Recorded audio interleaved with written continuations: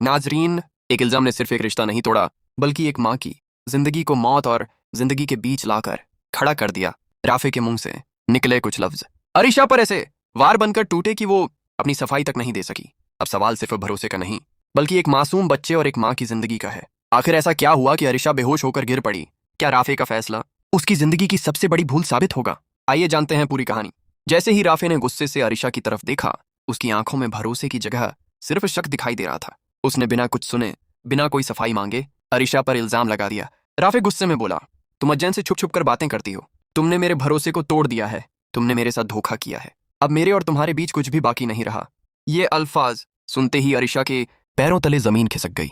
वो बार बार कुछ कहना चाहती थी, लेकिन उसकी जुबान उसका साथ नहीं दे रही थी। उसकी आंखों से लगातार आंसू बह रहे थे।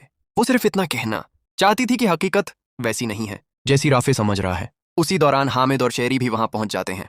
जैसे ही अरीशा की नजर अपने वालिद हामिद पर पड़ती है, उसके अंदर का सारा हौसला टूट जाता है। उस पर एक साथ इल्जाम, बेइज्जती और सदमे का इतना बड़ा बोझ पड़ता है कि उसका जिस्म जवाब दे देता है। अरीशा कुछ कदम पीछे हटती है, लेकिन अचानक उसकी आंखों के सामने अंधेरा छा जाता है। वो अपना संतुलन खो बैठती है और जोर से पीछे रखे सोफे के किनारे से टकराकर नीचे गिर पड़ती है। गिरते ही उसके पेट में तेज दर्द उठने लगता है।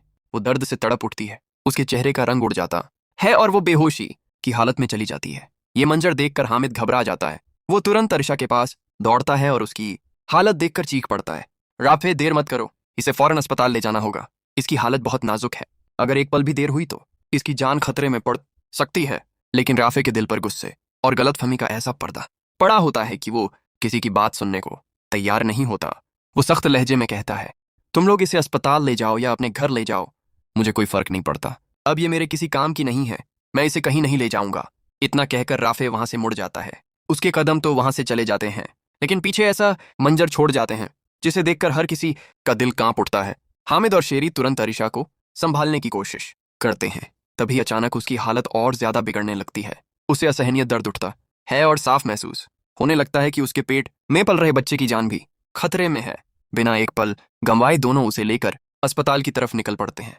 रास्ते भर अरीशा बेहोशी और दर्द के बीच झूलती रहती है।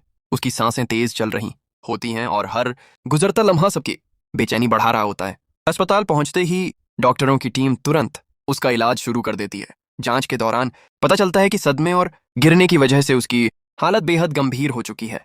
बच्चे को बचाने की हर मुमकिन कोशिश की जाती है, लेकिन हालात काबू से बाहर निकल चुके होते हैं। डॉक्टर बाहर आकर हामिद से कहते हैं, हमने पूरी कोशिश की है, लेकिन मरीज की हालत अभी भी बेहद नाजुक है।